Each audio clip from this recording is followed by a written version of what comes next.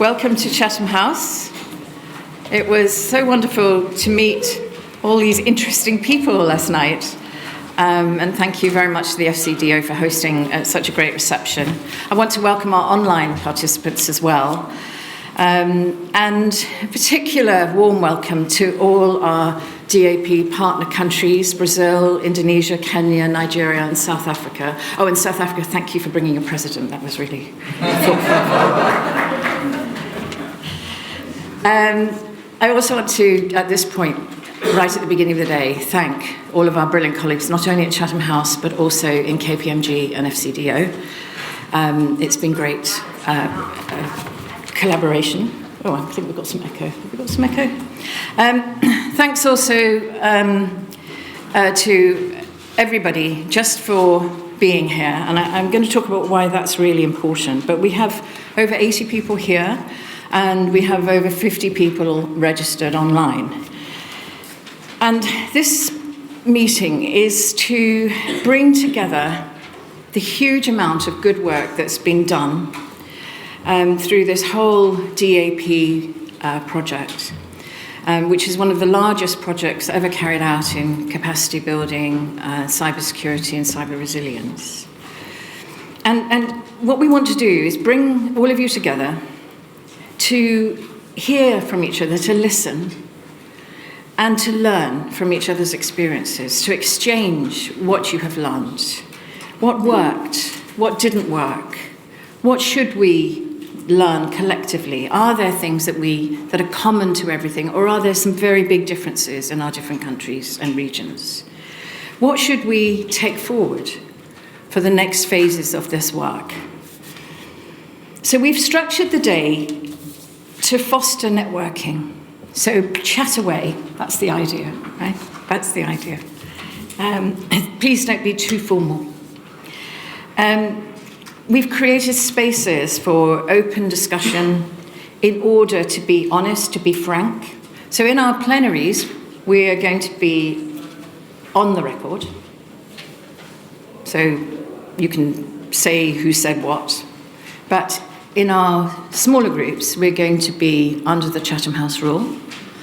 And the Chatham House rule is a rule that is designed to help people speak freely and for that information to be passed on, keeping the person's identity confidential and the place and venue where you heard that information. But the purpose of it is to pass on the information in a safe way. And so it's pointless coming here and not being open and frank about what happened, what worked, what didn't work, and what you really think. And we're going to be looking at the link between capacity building and cybersecurity resilience, and how this link informs national goals and outcomes and increases the security of your country. So this is really important stuff. And the value of multi-stakeholder, that whole local, national, international, cross-sector collaboration is vital for cyber resilience. And it's vital for the security of our peoples. And the role of cybersecurity, as I'm sure everyone here knows, is often misunderstood, and it's almost certainly undervalued. But everyone here in this room and online knows how important it is. So I want to thank you for being here. Just thank you for being here with your time, with your brains, with your thoughts and ideas, with your openness to hearing and sharing, and that generosity that you're bringing to this day. And with that, what I'm going to do now is I'm going to pass on to Chris Rampling, who is the National Security Director at the FCDO. And before this post, Chris was ambassador in Lebanon, and he was also in the UK permanent representation to the EU's Political and Security Committee and Foreign and Defence Development Councillor. Extensive experience in the Middle East, including in Oman, and of course as Deputy Head of the Counter-Proliferation Department. So an extraordinarily wide experience which he now brings to this really important topic. So Chris, please.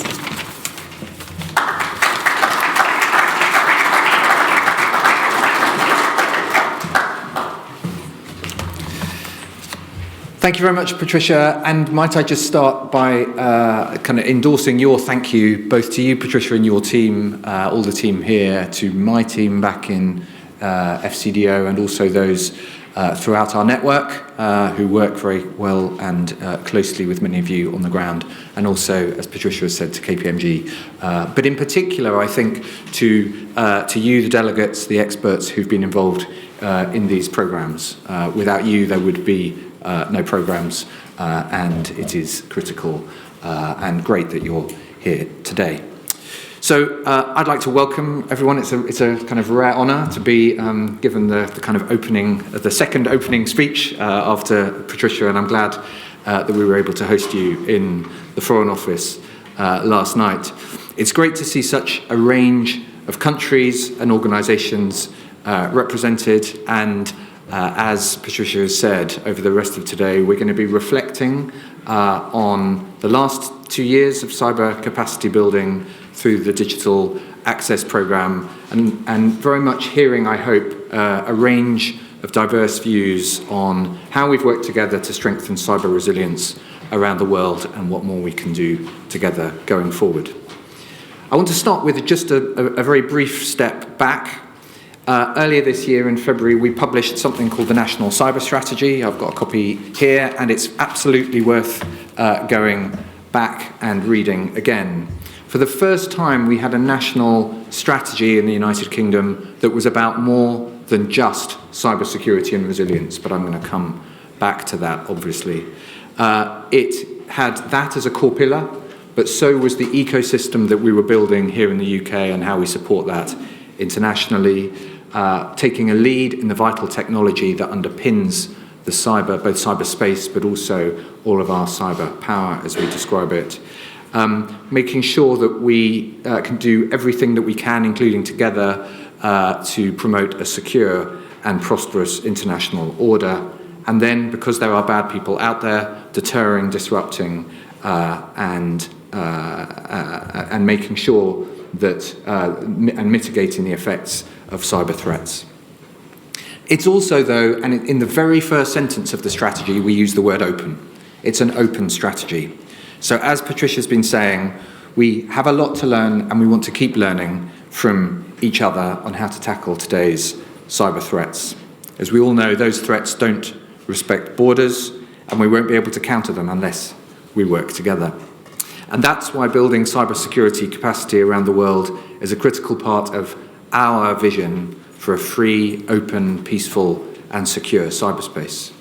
We committed to this in the strategy that I talked about earlier, and it will remain a core part of our national security going forward. As Patricia said, cyber underpins our economy, our stability, and our security, and your security is our security. So the Digital Access Programme is the UK government's largest ever overseas cyber capacity building programme in terms of value. It's also the first time that we've combined cybersecurity with digital development initiatives in a joint programme. As many of you are aware, it's got 3 pillars. One on supporting inclusive digital development through facilitating affordable connectivity, digital literacy and skills. One that we're focusing more on today around resilience and cybersecurity capacity, and then one on stimulating local digital economies. And ultimately, this programme has and will continue to catalyse inclusive, affordable, safe and secure digital access for excluded and underserved populations. So today, we're focusing on the resilience pillar.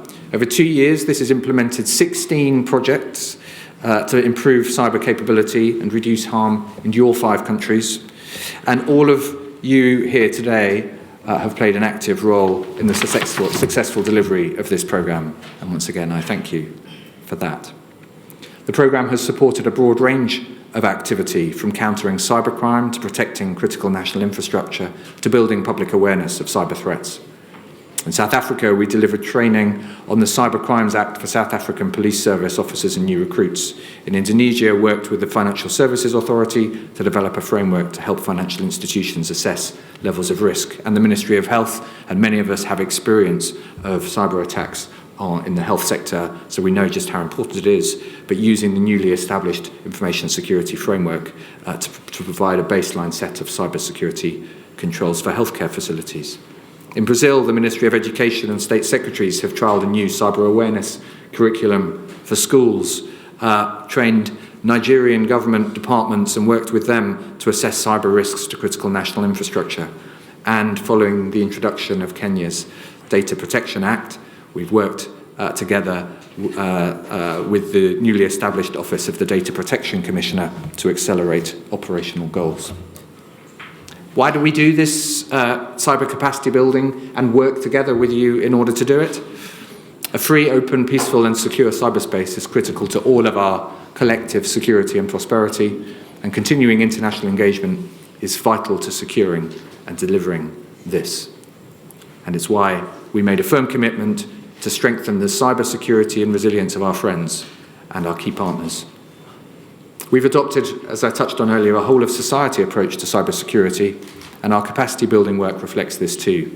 So it's important we make every link in our chain as strong as it can be from a domestic side, but also to work with you in ways that you want in order to be able to help you.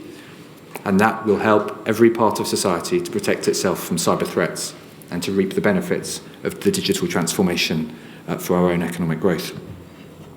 So as I said earlier, this work is an enduring priority for the UK, and our partnerships with you are crucial to our own security.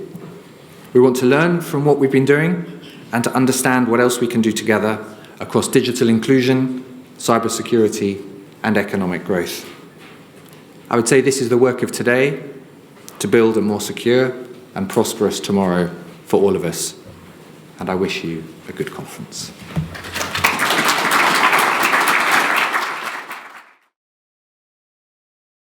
Well, good morning, everyone, and very good to see you with us today after last night's great reception.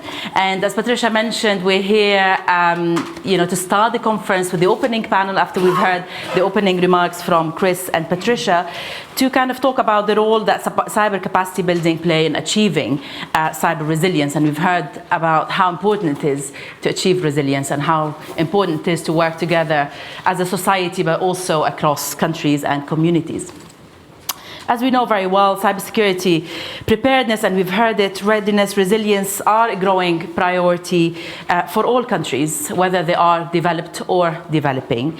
And the rapid digital transformation and the ensued scope, volume and sophistication of cyber incidents, whether they are state-sponsored, whether they are criminally motivated or a combination, are creating an urge to really align and expand cybersecurity and digital resilience efforts.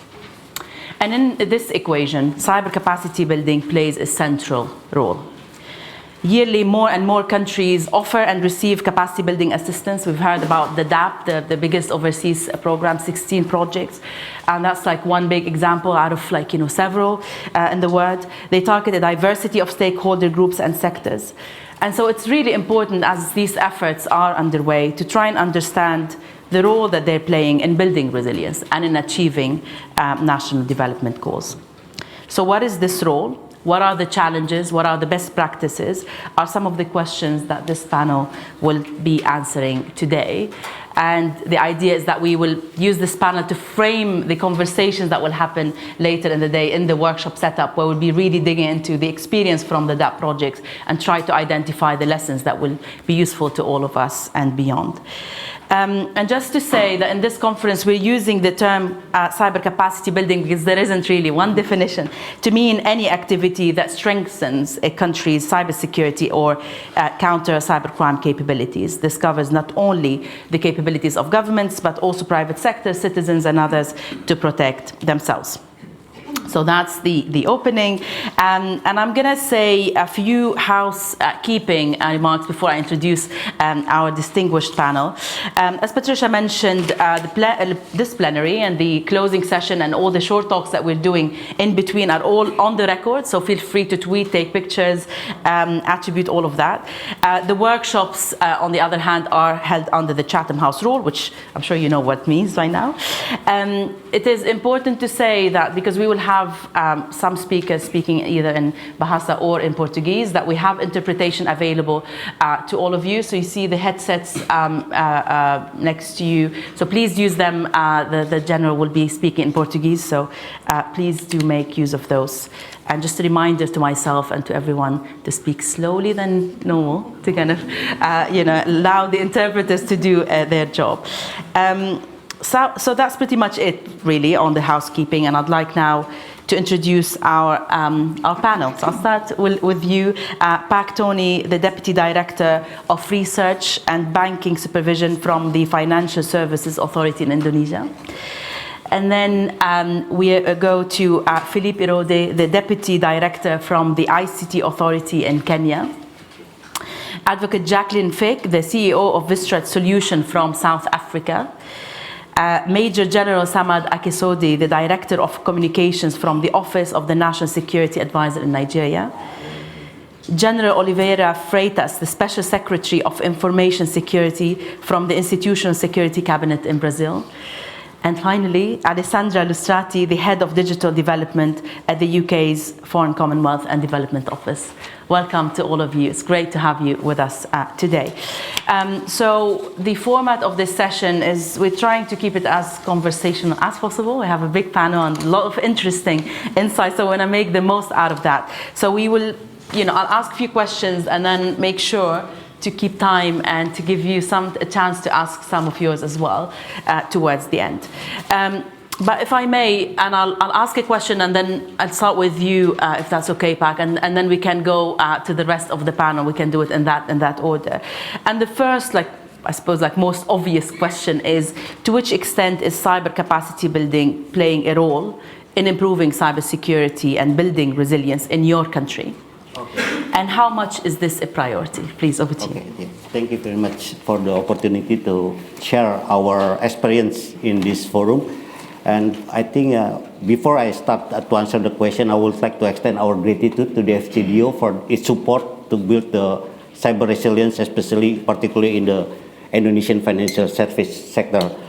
As we know that currently the digitalization is inevitable in the financial sector. Almost every financial institution try to switch from their traditional business model into digital model, especially in this area. And one of the major threats in this digitalization is always cyber threat. And this happens not only in Indonesia, but all over the world. In the couple of years, we heard about the Lazarus attack, the Skarbanak attack that attacks all the financial institutions all over the world, including in Indonesia. And it costs almost $1 billion in terms of the money that they are stolen by this group. And that's why in Indonesia, we think okay, we need to enhance our cyber security and cyber resilience. And that's why we try to develop at least the guidance for the bank to enhance their cyber security and cyber resilience. And this is the way that we mentioned, this is the minimum requirement that we will introduce to the bank, and they must follow the guidance. And of course, it's based on the compliance because bank is highly regulated in Indonesia. And we hope that by using this minimum standard of regulation, they have at least minimum cyber security in place. And this also, of course, help them how to deal with the cyber threat in the future. But the problem with the cyber threat is that it's evolve every time.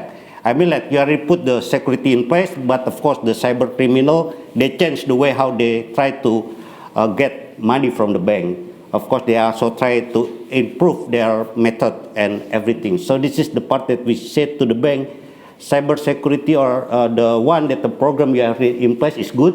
But another thing that you also need to put in place is identification, detection, and response. It must be ongoing process as your business, part of your business. So you understand that every time you get the cyber threat or cyber attack and then you know how to respond with the cyber attack and to make sure that the bank is safe and sound for all people in Indonesia. This is part of our program. And of course, this is very important because we understand the bank is where the money is stored and we don't want to lose the money in the bank. That's why this is very important for Indonesia. Thank Thank you very much. Philip, Paklan talked about how important it is to create some sort of minimum standards and to, I guess, build capacity around those standards so they are complied with, and the challenge that the evolving landscape is creating, the evolving threat landscape. What are your views on this issue from your perspective, from Kenya? To which extent are you thinking about capacity building when you think about building your resilience, and how big of a priority it is for you? Thank you so very much, and of course, on behalf of the Kenyan delegation, I'd also like to extend my sincere gratitude to Chatham House as well as the FCDO for the invitation. In Kenya, we benefited from the program through the implementation of the National Public Key Infrastructure, which is basically a solution meant to give citizenry an assurance of the digital trust. When you're talking about cyber resilience and of course cyber security, Kenya, we have a strong policy on digitization. Of course, even our Ministry of ICT is actually called Digital Economy. And we want to ensure that we are able to provide digital services to the citizenry. And when you have this as one of your key deliveries, you realize that cyber is a cross-cutting issue. And therefore, you need to ensure that the aspect of resilience are ensured and, of course, provided for, so that these services, which are basically core services that you are providing to the citizenry, can be provided for without any outages. We clearly know that cyber is actually an issue that can easily destabilize a nation. So the assurity of this service being provided for to the citizenry is very important. We look at it from a national perspective where even our government has assured the aspect of cyber is actually within the ICT policy. We have recently developed the National Cybersecurity Strategy, which clearly outlines what needs to be done within the various government agencies. The issue of cyber is actually a cross-cutting issue. We have a program that ensures children at an early stage are being taken through digital learning platform. How do we ensure that even as they learn, that content that is being delivered through that digital platform is actually secured? So you need to have this, anchored at the national level through policies, through developing of appropriate curriculum, through what I would call a multi-stakeholder awareness, where we also acknowledge that cyber is not only a government initiative, but a cross-cutting initiative required to be driven by all multi-stakeholders, including, institutions, both private and government. So from a national perspective, it needs to be supported. From private sector, it also needs to be supported. And even from a government perspective, the officers that work within government agencies that provide these core services, how do we ensure that they have the capacity, the skill set, the tools required for them to support the services that are being offered to the citizenry, such that in the event of an incident, there is resilience. And of course, the way my colleague has said, issues of banking, it is a critical service. Health, critical service. Manufacturing, critical service. Power, critical service. And all these rely on technology. And we have all realized that technology is prone to cyber threats. So it is very much important for us to look at it from a multi-sectoral perspective, and how do we support it to ensure resilience. Brilliant. Thank you. Thank you very much. That's very clear in terms of how the motivation and the incentive, right? We need to provide service to our citizens. We need to provide or protect the critical infrastructure. Therefore, we need to do, better cybersecurity and build the capacity and the tools in order to achieve that. So thank you very much. Jacqueline, you've worked, or you do work very closely with, different government agencies and public sector in South Africa and beyond. Can you tell us about your experience and your views as to how big this is a priority in the South African context? Thank you very much, and thank you for allowing us to share this wonderful experiences that we have from South Africa, and especially from the law enforcement perspective, the valuable contribution that has been made by the FCDO. I think if we look at cybersecurity and cybercrime, I'm of the opinion that it's two parts of the same coin. And it's two concepts that you cannot view in isolation. So if we look at the journey that we have currently followed in South Africa, it is one, and here I'm talking from personal experience in also doing the training, if there isn't a basic understanding of the cybersecurity amongst law enforcement, it's very difficult for them to go and say, I need to put the cyber criminal behind bar because cyberspace is my crime scene. So basically that understanding, and one of the most important contributions, I think, in the terms of resilience is creating that basic understanding, understanding what the impact of good and bad cybersecurity can be. And then also a journey that we followed in South Africa with our legislation was we initially had a cybersecurity and cybercrimes bill all in one, and the two Siamese twins were split. The cybersecurity bill was left on life support, and we now sit with a brilliant piece of cybercrime legislation, yet the whole incident response type of activities is missing. My crime scene and the way that I gather my digital evidence, because all of that is located within my cybersecurity space. So in terms of some of the things that we see in South Africa is, of course, that realization that cybersecurity is one of the most critical things that there is for e-commerce. Nobody's going to do business with a country that they don't trust the systems.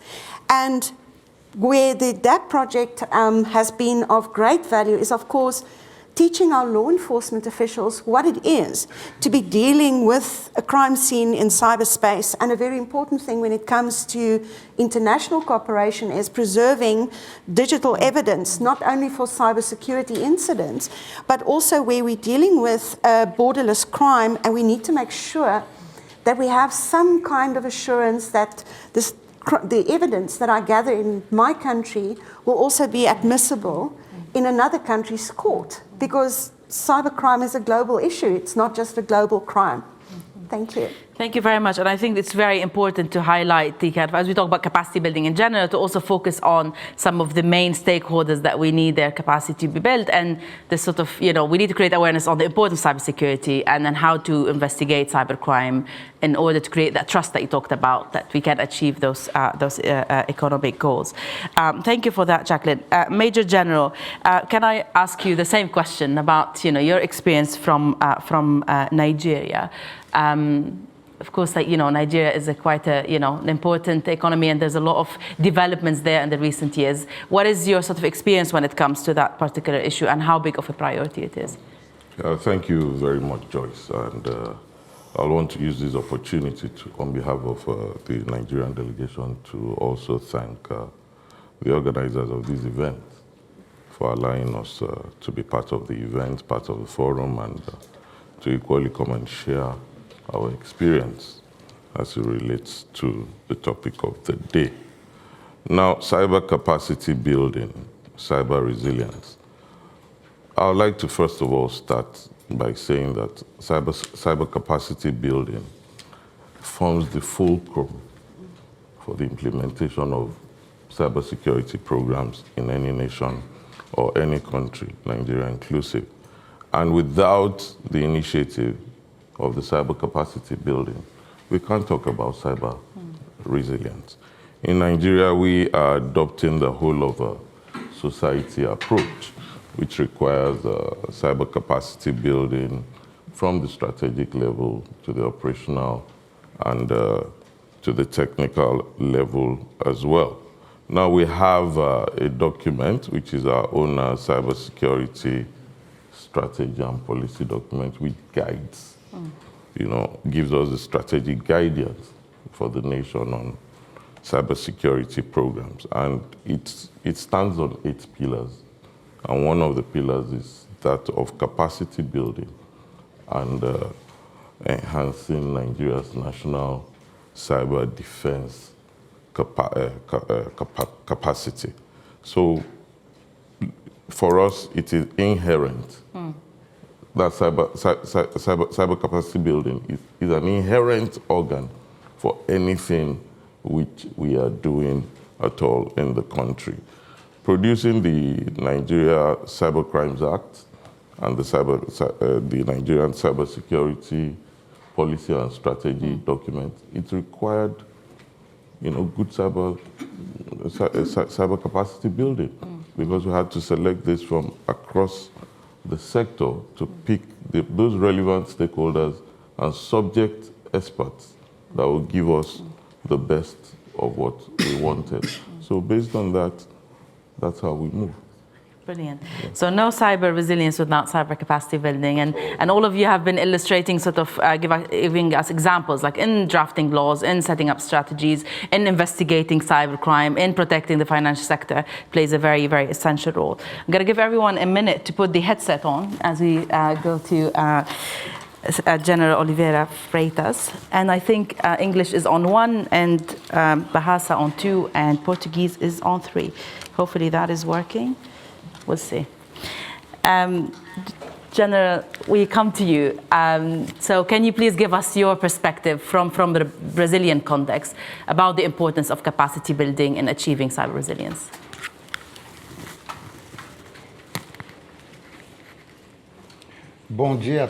Good morning, everybody. Good morning, Joyce. And I would like to thank Chatham House and the FCDO for this opportunity to participate in this event, which is of the utmost importance to exchange information with regards to our experience in Brazil and the other 4 countries who are our dear friends. The priority that our government has and has attributed to cybersecurity the characterization of this priority began by elevating the administrative level of the maximum body that deals with cybersecurity in the country. And this agency, this body, had a characteristic of being second in the administration tier, and it moved up to the top level within the institutional safety office. And it moved from a department to offering advice and serving as counseling for the GSI office. And we have a project which we have concluded to create a national center. And this project will have to be submitted to the National Congress, most likely in 2023. And we also have a national policy on cybersecurity, which is about to be sent for debate in the National Congress to be transformed into a law. And we think that the utmost priority should be given to this topic in light of our relationships with the international community. We should all discuss this, and the ideal place to discuss this in Brazil is in the National Congress. And we think that cybersecurity is so important. Therefore, the doctrine conception that it should include information security, nowadays that isn't a dogma we necessarily stand by. Because of its effect of being cross-sectional and the fact that it's so wide-ranging, it also includes information security. Because we have IT, we have artificial intelligence, which are problems that go beyond the information as such. And in Brazil, we've seen that all of the bodies that analyze the maturity of cybersecurity in our country, be it extra-national agencies or national agencies, they say that education is our Achilles heel, education in a wide-ranging sense. So we are focusing very much on this, and thanks to the British government with their support, we are focusing on education to create awareness in society for problems related to cybersecurity. And the law that I've mentioned for cybersecurity, we foresee, well, our study foresees a study on cybersecurity from the moment the child enters its school years until the end of their basic education years, as something that has to be obligatory, because we see, for example, our grandchildren, they're 3 years old and they already have a mobile phone and they know how to use that perfectly well. This is a fact. So we believe that all of the schools at all different levels should teach students about cybersecurity.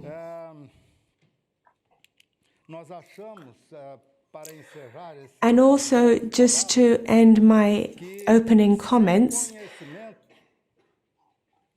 if we don't have knowledge, we don't have security, and we stand by that. In parallel to creating awareness in society, we want to create specialists, in other words, people who are specialized before they reach their university years. Because in higher education, we have very good specialists. We have lots of people with PhDs, people who have graduated in many countries, but we don't have specialists on a more basic level to work in companies to meet a deficiency of over 60% of available roles in the workforce. And if we don't have knowledge, we don't have security. And without security, we don't have resilience. So that is what I wanted to share on this topic. Thank you very much. Thank you very much, General. No knowledge, no security, no resilience. I think that was very clear. And I quite like sort of your focus on the importance of education, not just for the ones who are dealing with the security challenges, but also for the public more generally. This is quite important and starts at a young age, and that could also help with creating the cyber workforce that is very important to tackle those threats. So thank you very much for that. And I think another important point that I was struck by is how institutionally how sort of cybersecurity is featuring kind of in government, and you talked initially about how it got elevated to a higher level because of its importance, and I think that's something that we might want to talk about in the second part of this. So Alessandra, you've listened to all of our speakers coming from the different DAP countries. You're here as FCDO, but of course you have the UK experience and the UK's approach towards capacity building in different countries, including these countries. So can you speak to us about how you're thinking about cyber capacity building and what is the sort of ambition of that agenda in contributing to resilience? Thank you so much, Joyce, and really it's a real honor to be on such a distinguished panel. And the colleagues in the room, many colleagues in the room know that this is a really special moment for us, for me in particular. I worked for 5 years on the Digital Access Program, and I led its initial design and I've overseen the implementation in the past 3 years. So it's almost like a magic moment to have everybody sitting together from the 5 DAP countries learn from your experience, and see actually the outcomes of all the efforts that we've all been making together over these past few years. And I can see a few colleagues smiling and remembering what we had to go through to get all of this going. So I just want to say, first of all, thank you so much for all your efforts and all your successes, but also the challenges that we've been overcoming together. So thank you. In terms of how we, so listening to the colleagues here, I can see both the kind of real focus and sort of targeted work on cybersecurity in a really technical sense of the term, especially from the capacity building perspective. But I can also hear a lot of the how do we integrate capacity building across the broader work of digital transformation in our countries, if I may say our countries. So it is completely transversal, as the General was saying. It's cross-cutting in so many sectors, as Deputy Director Victor was saying as well. And this is the first message from me. I prepared just 3 short messages that I wanted to share with everybody. The first message is, for us, cybersecurity capacity building is absolutely central to our broader effort of promoting digital development, something that Director Chris Ramplin also explained really well at the beginning. What does that mean? In FCDO, we promote, and that's our strapline, we want to promote inclusive, responsible, and sustainable digital transformation in our partner countries, with our partner countries, because for us it's a working partnership, it's not like just a one-way sort of a conversation. And if you hear in the strapline responsible, that's the core for us, digital responsibility. I want you to make sure that whatever we do, if we promote and support our partner countries in embracing digital technology, this is done in a way that we leave no one behind in a digital world, digital inclusion, that is transformative of the government, the economy, society. It's sustainable also from the kind of environment and climate change perspective, never forget that, but super important, it's responsible. It's about being safe and secure. It's about looking at, sort of responsible use of data and all of that. So because of this broad approach that we have in our digital development policy framework in FCDO, it's expressed also through various of our strategies. I won't list all of them because people might get a bit bored of hearing, about so many strategies. In very practical terms, this is the reason why we designed the program, the Digital Access Program, that puts actually trust and resilience as the so-called pillar 2 of the program, 1, 2, 3, bang in the middle of the approach of the program. And we are seeing now the practical demonstration that this really works. So the first message is digital transformation is a very broad agenda, but cybersecurity capacity building, because of all the reasons that my colleague explained much better than I could explain, is really, really central. The second message for me is not just about just the kind of government role and the rules and the protocols, although I know we've got quite a few government representatives here, but allow me to say it's also about the economy, it's about society, it's about all of us. So this integrated approach that the Digital Access Program took to actually look at underserved groups and underserved communities, the kind of users, the households, but then also the enterprises, how important is cybersecurity, cyber hygiene awareness for businesses. All of that is essential, but it wouldn't work without obviously the role of the government providing those kind of rules and structures and protocols. That's second message. Third message, we're getting there, don't worry, is really cybersecurity is not an add-on, it's not some sort of luxury that you do as a second thought, as an afterthought after you started developing from the digital perspective. Some colleagues in the room know what we had to go through to talk to ministers and convince them about we need this innovative program, we just really need to do this in a different way. And years ago, people could still say, well, it's all very interesting, it's all this talk about technology, but we've got other priorities, much more pressing needs in our partner countries. And I can see the colleague nodding there. Actually, after the pandemic, you probably everybody knows the estimate that the pandemic has accelerated digital transformation by 5 to 7 years. That's the estimate. That means that nobody can ignore the importance of, as I say, doing digital responsibility, and cybersecurity capacity building is absolutely core to that. Everybody needs digital. Everybody's in the digital world, whether we like it or not now, so that's absolutely central. Third key message, sorry, maybe let's say final message, because that was already my third, so I'm a bit cheeky. Final message, we need to stay ahead of the curve, and this is what you see here. I mean, you see it live from the colleagues, whether from government or from private sector, really explaining how do we anticipate how the digital world is evolving.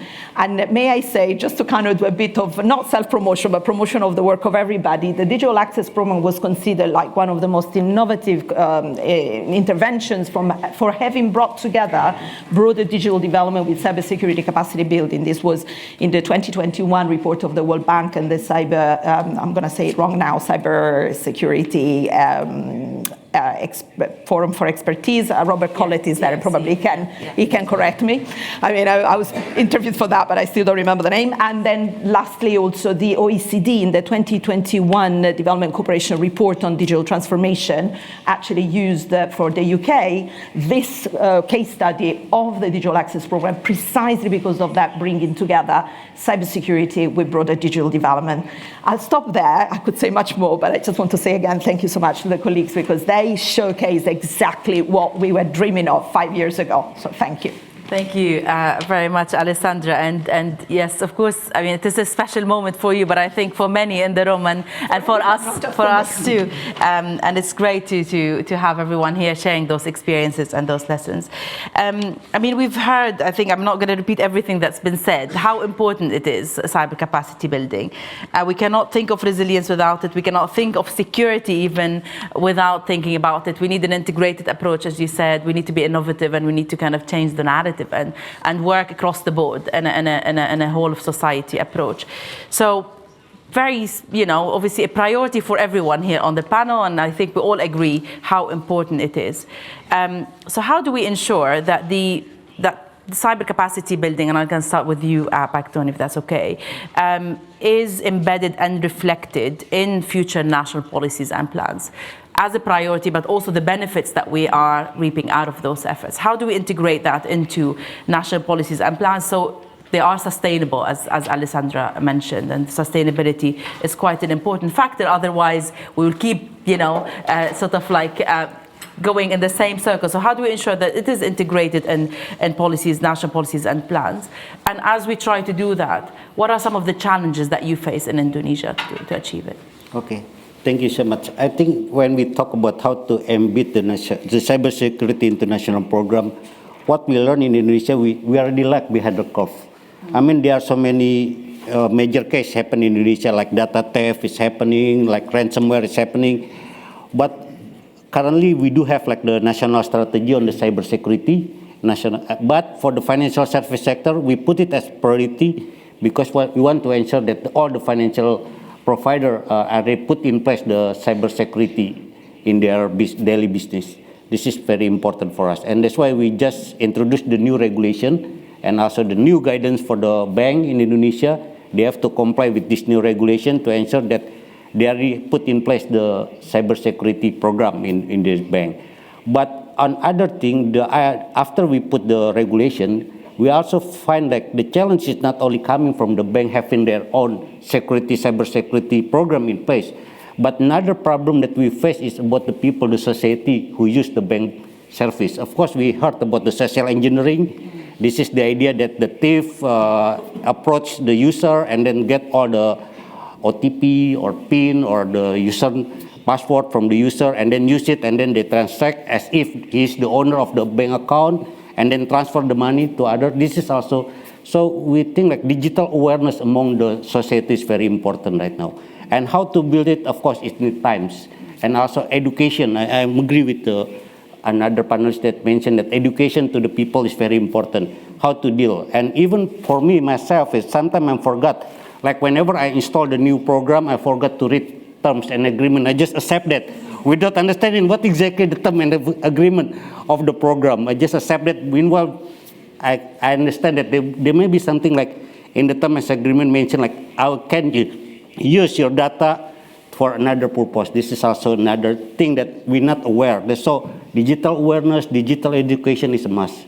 Not only for even like for me and other people, I believe is also very important. And how to build it, of course, we need another program to do so.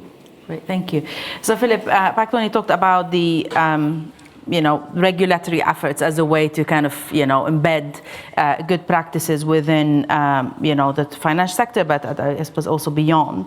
But also that it's not, even if you do that, it's not enough. You also kind of have to think about the users and how do we create enough education and awareness. So how are you doing it in your context in Kenya? How are you trying to kind of embed those practices, good practices, in your laws and policies? Yeah, thank you so very much, Joyce, once again. And I'll agree with that, Tony. And of course, for us, we take it that in any state or in any government, it is actually the provider of the most essential services for its citizenry. And when you talk about education, health, digital identity, and all those critical services, they are actually sometimes in the hands of the government. We have some other private services like banking, health, of course, which can be in the hands of the private entities. Now, for us, the impetus is for the government to actually acknowledge the importance and the pertinent issues of cybersecurity. Once from a government perspective, that issue is acknowledged that it's actually a critical aspect that needs to be taken into consideration, it is very easy for what I'll call policies, legal, regulatory framework to be developed that can actually be aligned and actually all agencies, adopt it. For example, I'll give you, in Kenya in 2017 thereabout, we developed the central bank cybersecurity guidance note. And it became an issue of compliance for central banks to adopt it. Now, when you have a national cybersecurity strategy that clearly articulates what needs to be done, it becomes very easy for organizations to adopt and align to it, depending on what each of those agencies does. For example, institutional development of curriculum. We need to know, for a cyber security officer in a government office or in any institution, what is the minimum required capability or expertise for you to be able to assure a government service that you can actually be able to give assurance that you are able to, protect, control, and even remediate any incidents within that institution.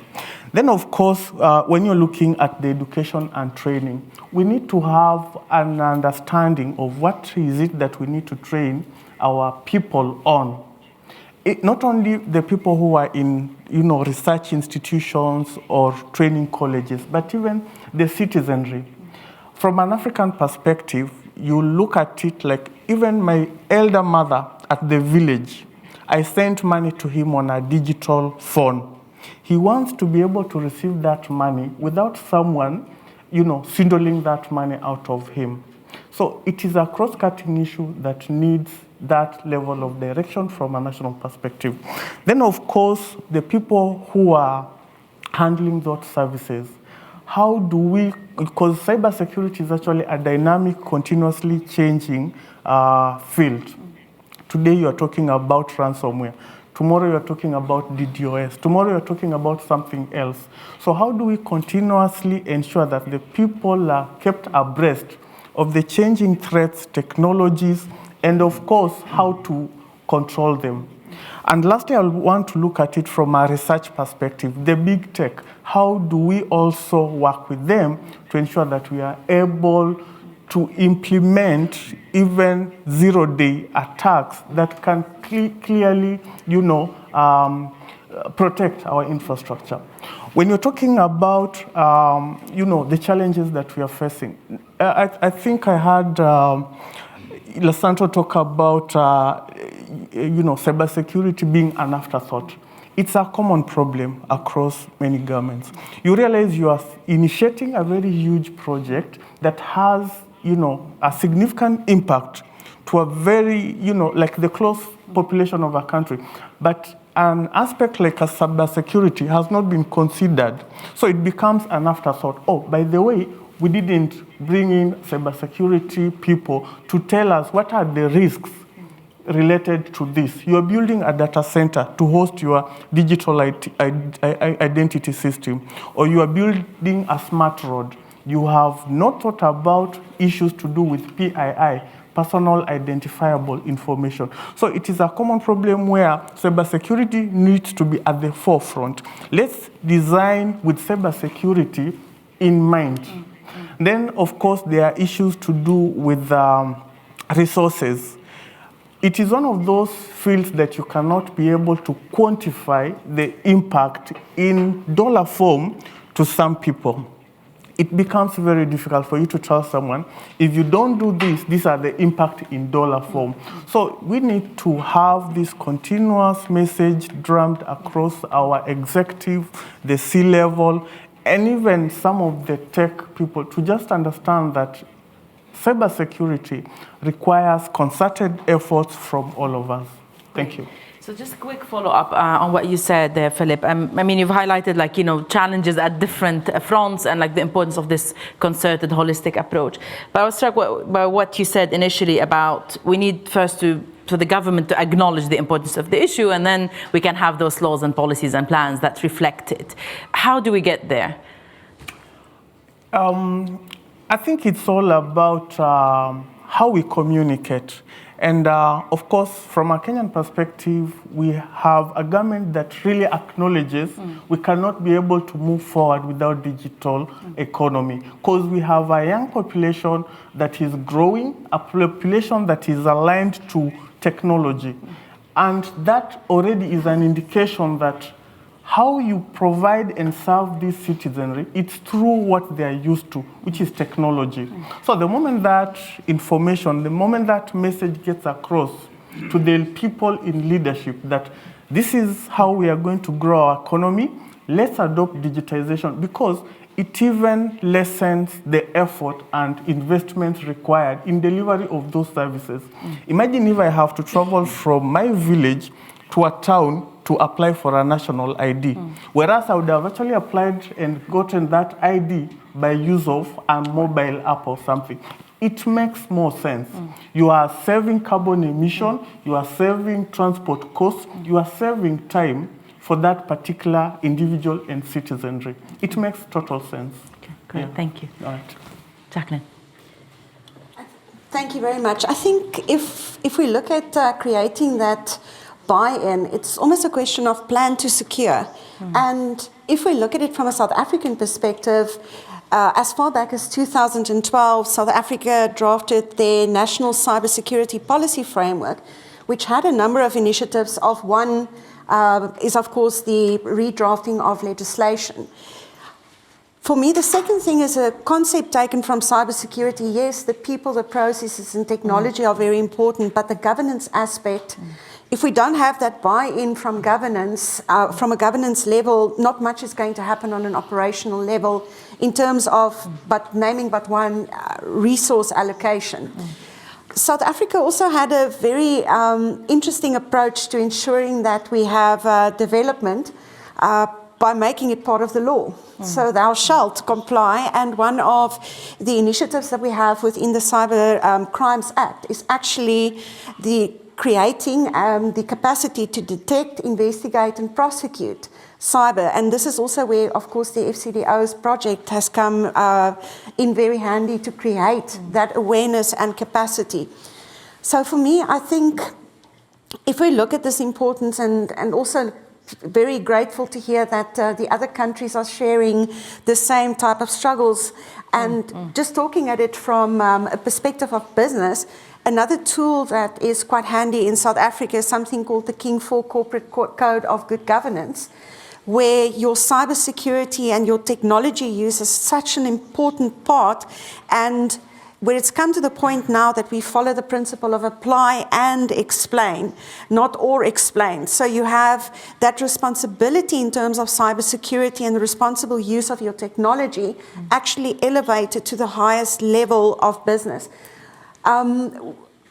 We also looked at things like intelligence-led policing. For me, It is taking concepts like intelligence-led policing and elevating it to almost a concept of intelligence-guided, to have your executive make informed decisions when it comes to cybersecurity and, of course, resultant cyber crimes when there is a breach of cybersecurity measures. The third thing that is important for me is, I think this is also something worldwide that's a problem. Good news stories do not sell newspapers.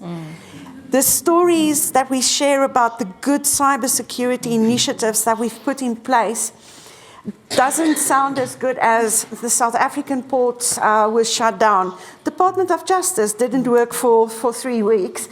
And all those terrible stories about Experian data breaches, TransUnion data breaches, those are the things that become the motivation of and the focus of our good work in cybersecurity. It's almost like that terrible thing, the grudge payment of insurance. You don't really want to tell people how much you pay for insurance, but boy, if you do fall victim and you crash that car, you become the victim of a cybersecurity incident, doesn't it come in handy? And I think it's important for us to come to that point that we group these things together to understand, almost to listen to countries that are silent when it comes to cybersecurity incidents and cybercrime, because they're obviously doing something right. Thank you. And that kind of focus on the importance of narrative is really very important, isn't it? Like, to get the buy-in, to kind of create that sort of a holistic approach, to think about it in various different aspects, not just from that a small angle. Major General, what do you think about this? Okay, for us in Nigeria, it's a whole of government approach. Now, cyber security, we look at it, fifth domain of warfare, and everything that is happening in that field is very fluid. That is to say, there's need to pay continuous attention to its innovation, emerging technologies, and that necessitates the need to ensure that all those activities that are happening that are new, the developments, are embedded into a national policy or national future programs. So in Nigeria, what we do is we put these things together and we have our own programs where we do a lot of evaluations with the intentions of embedding these things, these new things, into reviews of those documents. Take, for instance, we had the first National Cybersecurity Policy and Strategy document in 2014. And by 2021, in February, we had done a review. We also have the Cybercrimes Act, which was launched in 2015. And presently, we're putting things together. Inputs have been gathered both locally and internationally to ensure that the emerging trends and things that were not, in the previous documents are being embedded into the new, document to ensure that, we're going on well. So for the benefits, we also ensure that they're embedded into existing cyber capacity frameworks, which are circulated to our ministries, departments, and agencies. And these agencies have their own local programs, which, cascades down the levels of their various departments. And then we also think the benefits could be reflected in our cyber culture, the norms and the hygienes which we practice in our various countries, as well as we also have the plans to establish 6 centers of excellence. And we intend to ensure that these benefits are enshrined into the curriculum over there. Great. And as much as we're also looking at enshrining them into school curriculums as well. I think I'll stop there. But this is my focus now, my discussion is from the strategic Right, and so let's talk about strategic level and the kind of importance of coordination. Can you perhaps briefly talk about some of the challenges that you face as you try and do that effort? Of course, skill gaps, adequate funding, sensitization and awareness. And at the government level, do you face because sometimes we think about, and that's often some of the arguments that we hear, that in some countries cybersecurity is not seen yet as the biggest priority as some other development areas. Do you have that in Nigeria? And if you do, how are you kind of overcoming this situation? I mentioned something like sensitization, and I said awareness. And the need for this is just to buttress what you have spoken about. Continuous advocacy, bringing it to the doorstep of almost everybody to ensure that they are compliant. And that way they become cyber resilient. Okay. Even beginning from the home. You buy a new phone, the first thing you try to do is to see how you can lock it up so that your wife doesn't know your password. Things like that. So there are ways to overcome that now, so you know. It's a priority. All right. I think that's one of the reasons why we're here, so I could learn from it. There were. One of the reasons. Okay, over to you, General.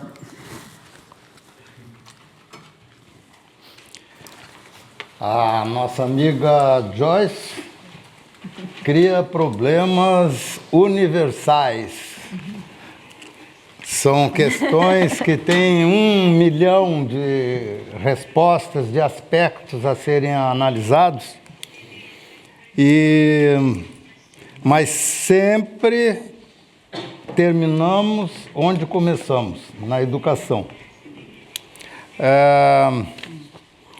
Nós agora fomos, de certa forma, surpreendidos por uma apreciação do BID, que nos deu o 2º lugar em oferecimento de serviços públicos digitalizados. Isso agora, essa semana passada. Realmente, hoje, quase todos os serviços públicos estão digitalizados.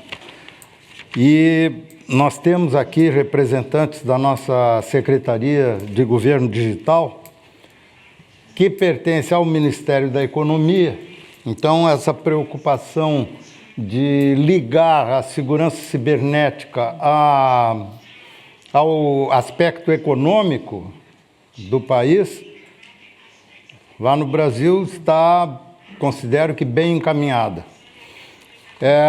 Com essa digitalização, logicamente, a necessidade de segurança cibernética cresce em progressão geométrica. A Secretaria agora está tratando de criar um órgão específico para apoiar todos os pontos em que há concessão de serviços públicos digitalizados a incrementarem cada um a sua segurança cibernética. A coordenação geral continua com o órgão ao qual nós pertencemos, na Presidência da República, e eles vão criar esse órgão para poder apoiar cada um dos executores do serviço público. Mas é interessante que, normalmente, quando há um problema de segurança cibernética, ou quando se pensa na segurança cibernética, se pensa imediatamente na TI. Isso é problema do pessoal da TI. Só que o pessoal da TI, na maior parte das vezes, não tem acesso, não despacha, não troca ideias diretamente com a mais alta administração. E no Brasil, é absolutamente claro em todas as normas que a responsabilidade pela segurança dos ativos de informação de cada órgão é o órgão. Cada um é responsável pela segurança. E assim descendo na escala até o indivíduo que está digitando no seu computador pessoal. Cada um é responsável. Mas no órgão, num ministério, numa empresa do governo ou numa empresa privada, quem é o responsável pela segurança do órgão? É a mais alta administração. Isso nós estamos em campanha permanente, tanto por meio da legislação, da letra da lei, quanto numa verdadeira esgrima, corpo a corpo, tentando conscientizar, sensibilizar e conscientizar as pessoas de que a mais alta administração é a responsável em cada órgão pela segurança. Aí o que acontece? Da maneira como vinha sendo naquela prática de isso é um problema da TI, o que acontecia? O indivíduo da TI não despachava com a alta administração não via as necessidades daquele setor, não atribuía recursos ao setor, ou atribuía recursos menores. Então, criava-se um círculo vicioso que não deixava a segurança da informação, a segurança cibernética progredir. Então, nós queremos quebrar essa prática e todos ficarem conscientes. E isso é educação também. Então, essa questão da educação nós vemos assim, desde a criancinha até a mais alta administração. Todos têm que estar sensibilizados e conscientizados sobre o nascedouro dessa conscientização, dessa sensibilização. Nós achamos que está na elaboração das normas também. Então, nenhuma norma é baixada pelo governo, nenhuma norma é estabelecida sem ouvir o maior número possível de setores da sociedade. Se é uma norma que vai vigorar só para o governo, todos os órgãos do governo são ouvidos e considerados na elaboração da norma. Se é uma norma mais ampla para a sociedade de uma maneira geral, são ouvidos todos os setores. Então, na elaboração da nossa estratégia nacional, que foi publicada aí há poucos anos, em 2020, 2021, né?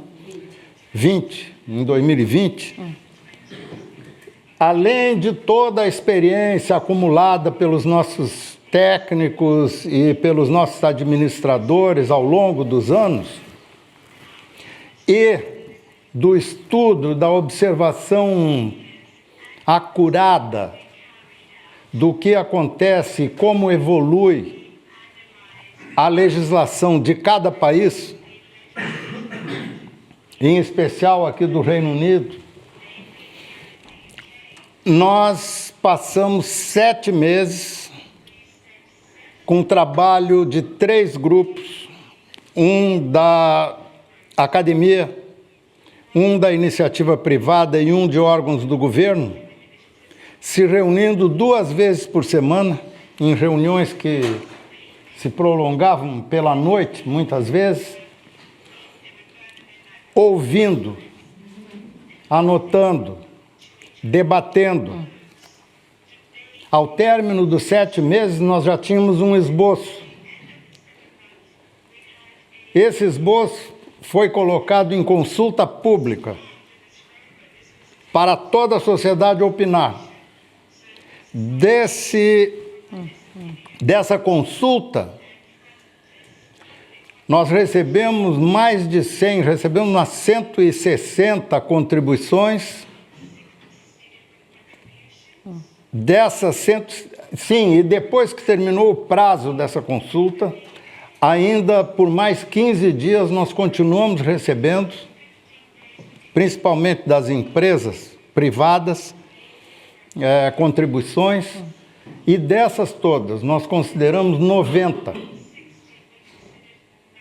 E aí foi publicado o decreto da Estratégia Nacional.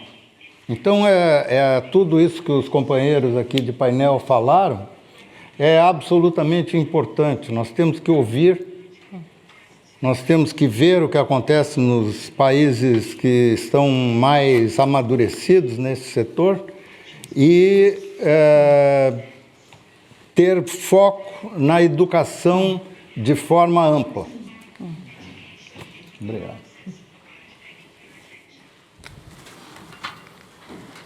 Thank you very much, General, for sharing this amazing Brazilian experience of how you kind of integrate different views into that, and the importance of breaking down silos, and the really big importance of educating not just the young people, even at the highest levels, right, to kind of create that consistent messaging and that narrative. Alessandra. Thank you so much. This is a very difficult act to follow from all the colleagues, but I think every country's experience has demonstrated a few of those kind of more general principles that we've been trying to follow as digital access program, but also as broader work of the FCD on digital development. So it's 3 quick points, and I will be quick at this time, I promise, because I'm looking at the clock. So one is the point that I think was demonstrated across the board on the fact that with cybersecurity capacity building is not just about the technology, it's a lot about what we call the analog complements, to use a fancy word. So it's lots of the experience that we've heard about building capacity, about educating across the board, about sharing responsibility, about having a whole of government approach, as Major General Quesada was saying as well. So when you then want to focus also on those analog complements, policies, legal frameworks, regulatory frameworks, standards, and the capacity of the key institutions. So it's not just about providing some technical assistance and stepping away, but it's actually really about building that capacity for the longer term. In order to do that in a way that is sustainable, that becomes embedded, as you were asking, Joyce, is really about then taking a systemic approach, which means working with the government institutions, working with the key stakeholders, looking at the big picture, but then also looking at, forgive me, I'm an economist, so I'm going to say supply and demand side. So on the supply side, really, who's dealing with the technology, who's providing that technology, how do we do that kind of, plan for security by design. But then on the demand side, how do we think about the situation of the users, so whether they are the government institutions themselves in delivering government services, as Mr. Irode was describing really well, or whether it is individual businesses or as individual users, any sort of households and people living in the different partner countries. So that's the kind of systemic supply demand. So take that kind of holistic approach. And then last point is about how we look in broader digital development, but then very specifically also in cybersecurity capacity building at both of the sort of foundational elements. You just want to make sure that if you promote digital transformation with the partner countries, you look at all the basic, the building blocks, as we call them, inclusive connectivity, is that also safe and secure? Digital skills and digital literacy, are they also integrating cyber hygiene awareness and basic cyber security skills? And then the sectors, which I think, there were a couple of examples from Indonesia and Kenya there, in terms of looking at how this is applied to individual sectors, whether it's financial services, whether it is, example from Indonesia, how we worked on the telemedicine policies during the sort of COVID period. And we thought, we need to work with the government on telemedicine policy, but then we also need to think that telemedicine policy should look into the cybersecurity aspect of it. So looking at the sectoral sort of applications of this gives the incentive to key stakeholders, both in government and in private sector and civil society, to work together on this. Sorry, I compressed it quite a lot, but I hope that the key messages come across. And I just want to say thank you again for the fantastic experiences that have been shared. Thank you. Thank you very much, Alessandra. I'd like now to turn to the floor and to take a few questions at a time and give our panelists a chance to answer them. Can we have the lights on, please? I've got a gentleman in the back. Anyone else with a question? The lady here. And then, okay, so let's start with you, please. Can you quickly introduce yourself and ask your question? Hi, my name is Ed Small. I'm a monitoring, evaluation and learning consultant for Integrity Global, currently contracted by the HMG Conflict Security Stability Fund to provide monitoring evaluation services to the cyber cybersecurity portfolio. So I'm going to ask a question about impact. You can probably tell. And one thing that's on my mind when listening to a lot of the capability building initiatives that have been implemented in all the countries that we've been hearing about is, so what? What happens next? What's the impact of those initiatives? And essentially, what does increased resilience to cybersecurity threats look like? And just to pick on one example of an initiative, Jacqueline, you spoke about improved capability to detect, investigate, and prosecute cybercrimes in South Africa. What's that led to? And are there increased numbers of prosecutions, successful prosecutions of cybercrime? Have there been falls in the instances of cybercrime? Anyway, I'll stop there. Thank you. Thank you. Thank you very much. Terusha, here. Good morning, colleagues. My name is Sibokazi Novukoza. I'm from South Africa, working at the National Cybersecurity Hub. He had covered my first question, but then the second question is to the Major General. You mentioned that you have reviewed your Cybersecurity Crimes Act. I just want to find out, how long did the process take, and did you involve any private sector in the process, and what were the major issues that you looked at in the review? Thank you. Thank you. Final question from the gentleman. Morning, everyone. My name is Vincent Olatunji. I'm from the Nigeria Data Protection Bureau. I would like us to look at this issue of capacity building from two perspectives. All I've heard since morning is only about the formal sector, government, private organizations. But it's clear that most guys committing cybercrimes, they're in the informal sector. In Nigeria, for instance, we refer to them as the Yahoo boys or 419s, and I'm sure they have names in different countries. Is there any particular program that we have to kind of harvest these guys? They are very brilliant and they can go all the way to take risk. And what can we do to really encourage them to channel their potentials towards contributing positively to the cyberspace? And I believe through that, the resilience that we're looking at, we'll be able to get that from there, because there are many in all countries across the globe, particularly in developing countries. If we want to have a secure and safe digital society, we need to look at what we can do to really take care of these guys. The second one is the issue of data privacy, which is really key. It is very, very difficult now to have a secure cyberspace without adequate attention to the issue of digital identity. Right. Because that is the foundation of the digital society. Now, if you're talking about cybersecurity and we don't pay serious attention to the issue of data privacy and protection, it may be a very difficult thing for us, because they are closely interwoven. In fact, you can actually do protection without privacy. Right. But you can't do privacy. Is that a comment or a question? Do you have a question? It's a comment that we should look into that area too. Okay, brilliant. Thank you very much.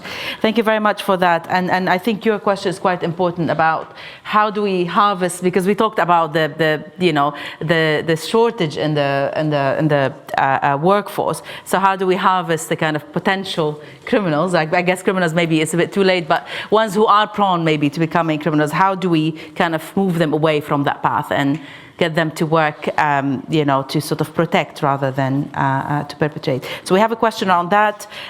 We have a question to you, Major General, about the sort of cybercrime reform of Cybercrime Law Reform Act. How long did it take? What did you consider when you did it? And I think the kind of question maybe that everyone can comment on is, what does increased resilience look like, right? Like, what is the sort of impact that we're looking for? So take your pick. Start with you. Yeah, thank you very much. I think it's basically when we talk about the cybersecurity, I agree with previously with one of the panelists. The most important part is education. Education, we need to put the program on the education. This is also become quite difficult, because how we start the education. Because we are not talking about the education on the formal, but also as education to the executive, as well as the one who in the position currently. So we understand that the digital literacy is very low, especially in Indonesia, and how are we going to deal with this? And this is one of the questions. And the second question, when you talk about how to change the criminal into the good guy, this is also another problem. But what we learned previously, like if there is some national interest going on, and if these people call on behalf of the national interest, usually the bad guy will come as the good guy. And they mention like, I will protect my nation if there is something happen in the cyberspace. This is what happened. But this is not exactly necessary. It means like it will voluntarily come, but usually they understand as pride of the nation, they usually, okay, this is become of the endanger our national interest, so I will protect our nation for this, and I'm capable for that. But how to change it into the good guy, basically, is very difficult. They understand that. It's not easy, because they usually live in their own space, they have their own community, and this is not easy for them, except there is something like big event that make them understand that, okay, I need to change my behavior to protect the national interest. This is different thing. But otherwise, they just follow their path and become like the bad criminal. And this is also happen. If you look at what we call it dark web, the dark web is so many hackers there who talk or discuss something about how they deal with hacking the computer of one company or one nation. This is what happened, and there's so many hackers, and they don't want to change their way, because this is their community, and this is the way they try to sharing information. And because what we see, what we learn is that if there is some dark web available for the hacker, why don't we have that similar thing globally? How to deal with the dark web? So we have like the sharing information between countries, how to deal with the dark web. Because the hacker have their own community, and why don't we have one from our side as the cybersecurity specialist to handle all the problem? This is also very important, but currently there is no program to deal with this, and there is no initiative on this part. So this is also another part that we are thinking that we should share information across the globe, how to deal with the cybersecurity, especially the D1. Thank you. Thank you very much. So we still have 2 minutes left. So I'd like you to be brief, if that's possible, and just kind of brief comments on some of the questions. Philip. Thank you very much. I'll try and speak into 2 questions. That was on how do we monitoring the impact of the services or initiative that we've done, and of course, probably what the gentleman was asking in regards to handling issues of black cats and the rest. From our initiative on what we did, or rather what we have been able to monitor as impact, one of the program was enhancement of digital services for people with disability, where we had to enhance websites that host government services so that people with disability can be able to access them. And this is something that can easily be measured because the services are being consumed by the people. So we have been able to demonstrate that, of course, now we have this X number of people who can't read. They're using, enhancements or aiders to be able to access those services. That is purely demonstratable. When you look at perhaps the second question, given the time limit, I would want to look at it as rewarding, criminals. That is my personal perspective. And of course, hackers never go, most of the hacking skills are actually self-taught. When you look at our on-job transition program, requires some sort of demonstration of academic credentials and the likes.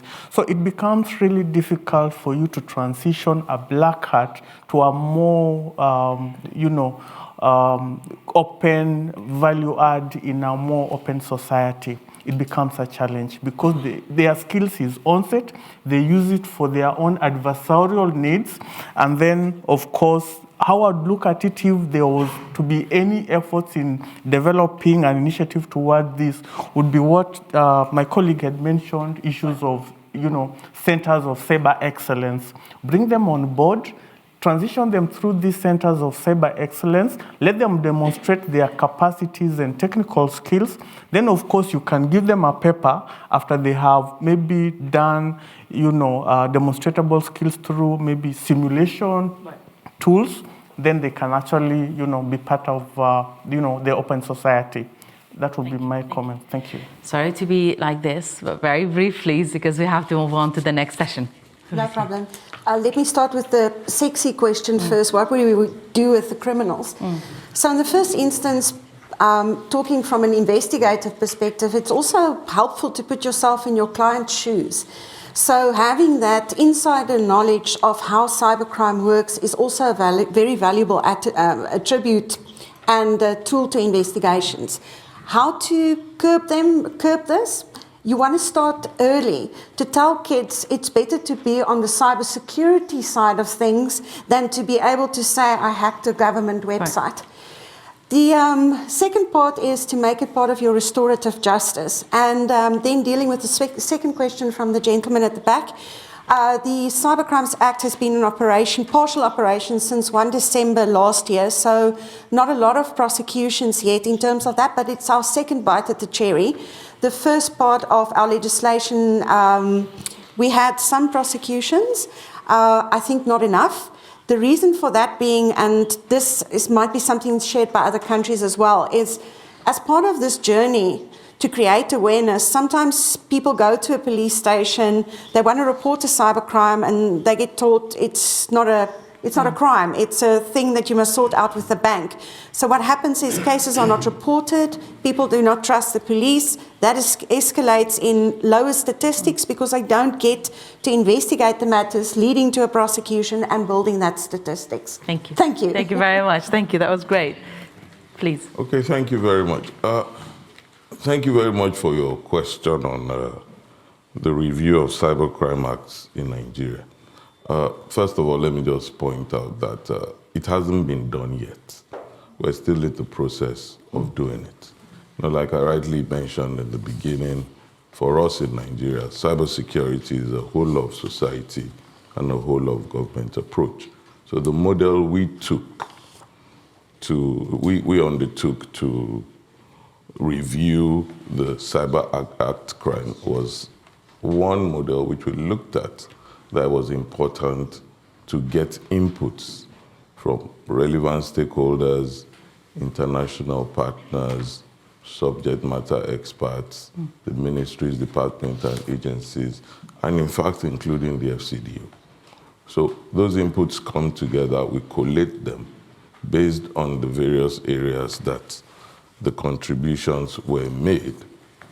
We put them together as the terms of reference. It forms one of the terms of references for a committee which will be set up to look at the inputs, look at the older Cybercrimes Act, and then they do some good homework on it. Now, to do this as well, we needed the approval of what we call in Nigeria the Cybersecurity Advisory Council, and that is the highest body that governs issues of cybersecurity in Nigeria. All that has been done presently.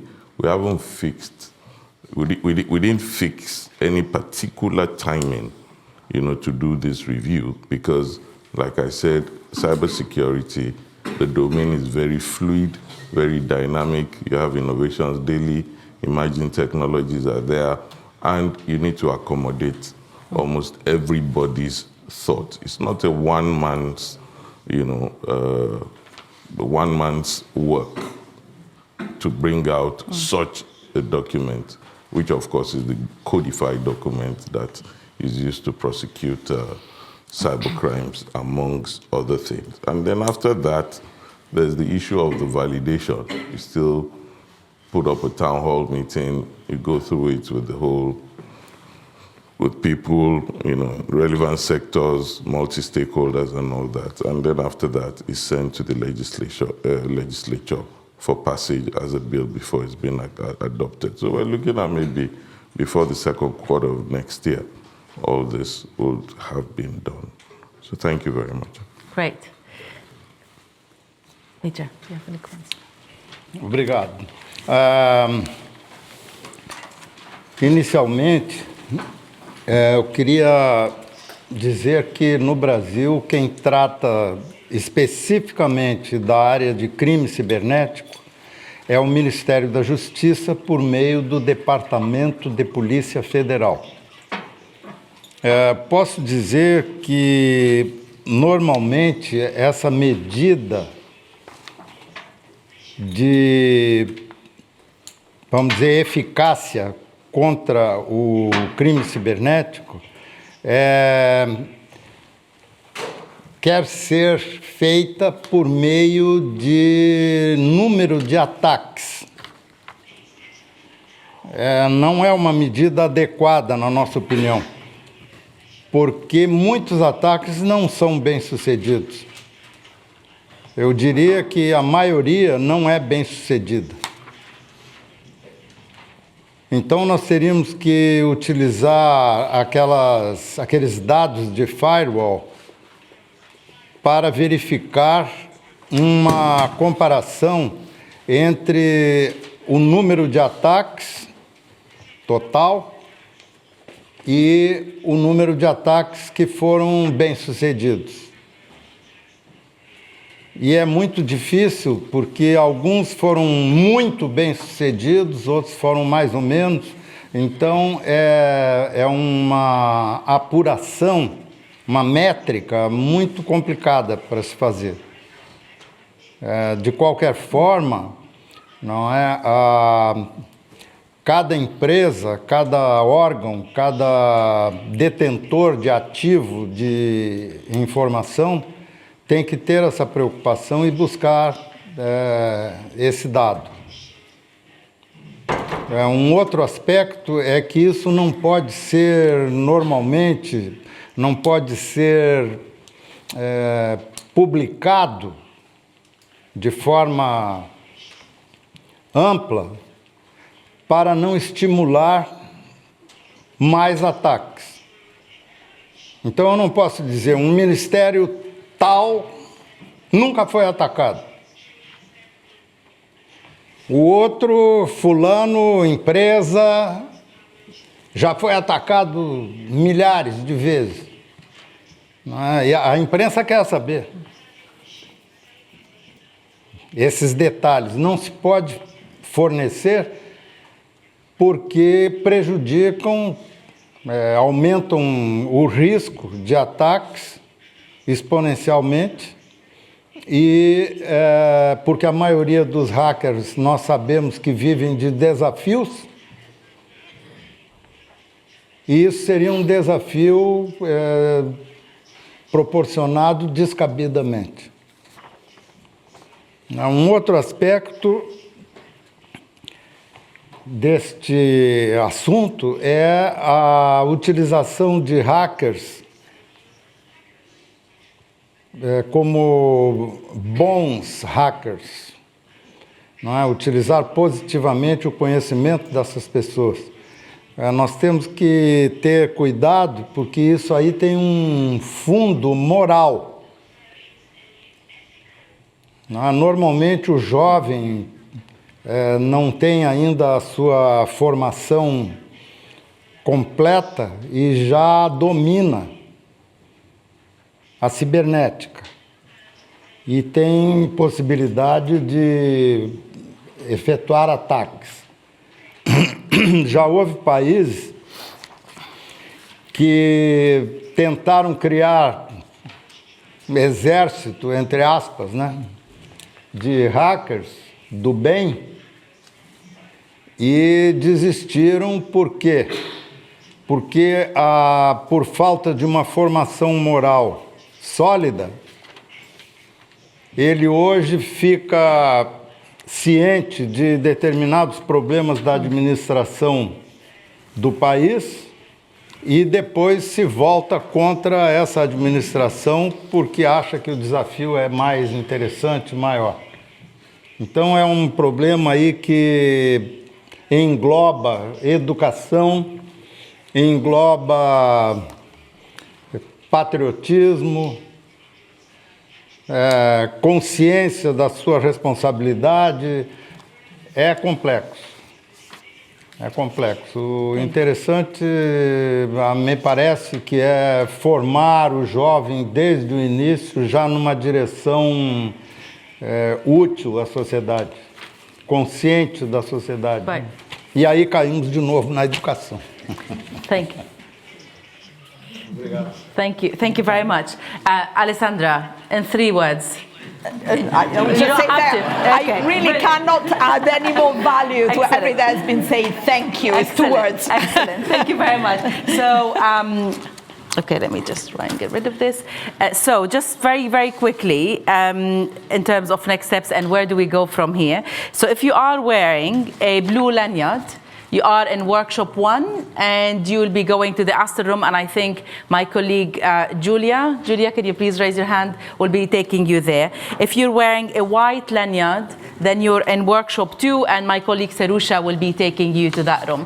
But before you go, I'd like to thank our panelists very, very much. We've covered a lot of grounds and a lot of really important messages. Thank you very much. Thank you.